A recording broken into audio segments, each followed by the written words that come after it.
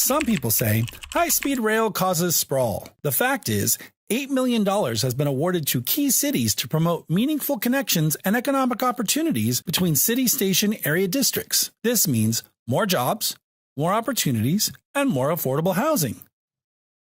Get the facts about California high-speed rail. Visit buildhsr.com. You could also subscribe to my YouTube. Alright, never mind. Alright. There are three important factors leading to the success of high-speed rail once it's built: a good regional transportation network, walkability, and efficient land use, giving people destinations to go to once they get off the train. However, efficient land use is hard to come by in Southern California. Oh man, no man. What the hell?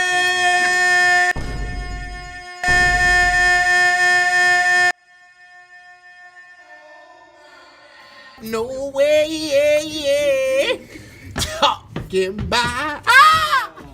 No, man, hold on, brother. Please exit through the rear door.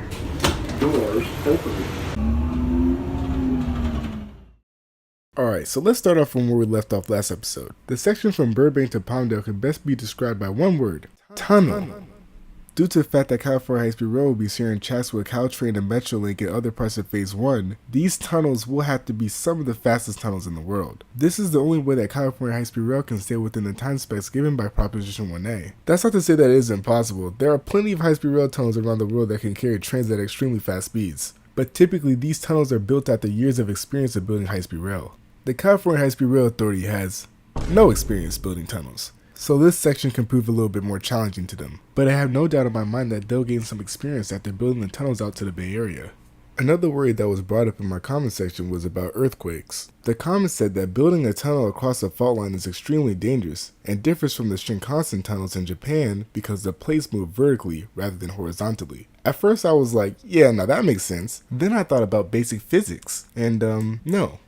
That doesn't make any sense at all. No matter what direction, tunnels will always be put under extreme stress during an earthquake. But the fact is, the best place to be during an earthquake is underground, because the tunnels are moving with the ground. Inertia is the reason why your Amazon package is packed with papers. The increased surfaces stop your items inside from breaking. Food for thought, skyscrapers go through more stress than underground structures during an earthquake, but we still have them because we have ways to prevent them from collapsing. The most dangerous thing to happen for underground structures during an earthquake is liquefaction. This happens when damp, sandy soil loses its load-bearing strength because of the vibration, basically creating quicksand. Tunnels in liquefaction-prone areas during an earthquake will permanently shift. In 1995, the Hanshin earthquake caused liquefaction in multiple areas, which damaged underground structures including a subway station in Kobe, Japan. However, the station was built with cut and cover and wasn't bored with a TBM. I don't think I have to explain why round edges have more structural integrity than sharp ones. Well, the comment said that earthquakes in Japan are completely different, so we can't possibly compare. A year earlier in 1994, the Northridge earthquake gave Los Angeles' subway system its first major test. Yeah, that's right, there are plenty of liquefaction areas within LA itself. This earthquake was actually large enough to cause surface ruptures. The LA Metro Rail started in 1990, which means that the service was only 3 years old at the time. Tragically, the earthquake was devastating. Trains, unable to stop, flew out the tunnels and landed in the deep abyss.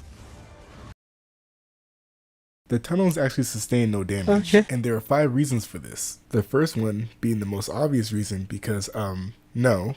The second one being because of a technique called ground improvement. This is where grout or other materials gets mixed into the ground soil in order to strengthen it and make it less prone to displacement during a major earthquake. The third reason is because metro tunnels in LA are lined with 12-inch thick concrete walls capable of bearing additional stress caused by ground movement during an earthquake. The fourth reason is because these tunnels are also lined with airtight materials to guard against water and gas leaks. The fifth one being that metro tunnels are built extra wide, with flexible steel lining to compensate for the ground movement. This means that if the tunnels become slightly curved in the event of a major earthquake, the tracks inside the tunnel have room to be shifted in order to smoothen the curve radius. Which means you don't have to destroy that entire section of tunnel. But what if the trains are moving while they're— No, there are systems around the world that help warn us when an earthquake is going to happen before it actually strikes. Nobody's going to be insane enough to drive a train through an earthquake like this guy.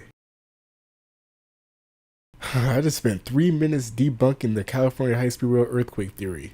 Man, Anyways, welcome to Palmdale. Shout out to Mark who actually rode out there and got a lot of this footage for me. As you might expect, it's actually kind of hard for me to document this project when I live on the other side of the continent. Despite what it looks like, Palmdale is actually growing. In the past 2 years alone, the population of Palmdale has grown by 15,000. This is due to the abundance of affordable housing in the city, and also due to its proximity to other larger metro areas. Fun fact, residents in Palmdale have one of the longest average commutes in the US, at around 42 minutes. The city of Palmdale is 55% Hispanic, 20% white, and 12% black. The per capita income in Palmdale is around $25,000. Around 13% of families live in poverty in Palmdale. This mostly has to do with the lack of job stability in the city. The largest industry in Palmdale is the aviation industry, which tends to have its ups and downs. However, the city is looking to diversify its industries by revising their zoning. This way they're less susceptible to downturns in the aviation market. The California High-Speed Rail Authority is also working with them on these revisions. Fortunately, there are spots where land hasn't really been developed. For example, this area will be zoned as commercial. Unfortunately, the area behind it is also zoned for commercial. This presents a problem: the use of California high-speed rail as a weapon. Now, we already established that Palmdale houses a lot of low-income families, which is also the case with some cities in the Central Valley. As much as it pains me to say this as a transportation advocate,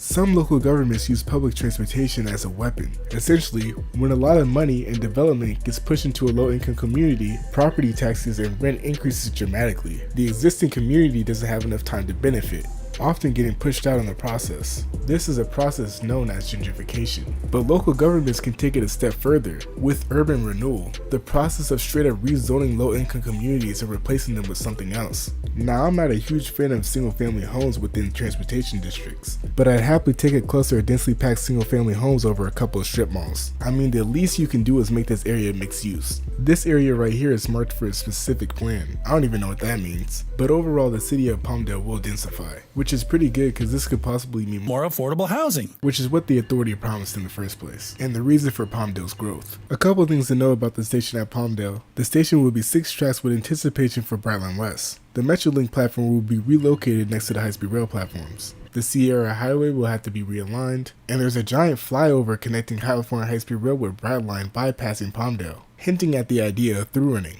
Don't think I don't see you foaming over there. The section from Palmdale to Bakersfield is covered in a myriad of tunnels and viaducts. Again, the authority hints at through running possibilities with the high desert corridor. Again, you're foaming, wipe your mouth. And yeah, welcome to Bakersfield, the city that some people allege is completely covered by farm fields. Alright, 200 likes will pick up here on the next episode. As always, if I earned your like and subscription, I love you. And if you made it this far in the video, thanks for watching.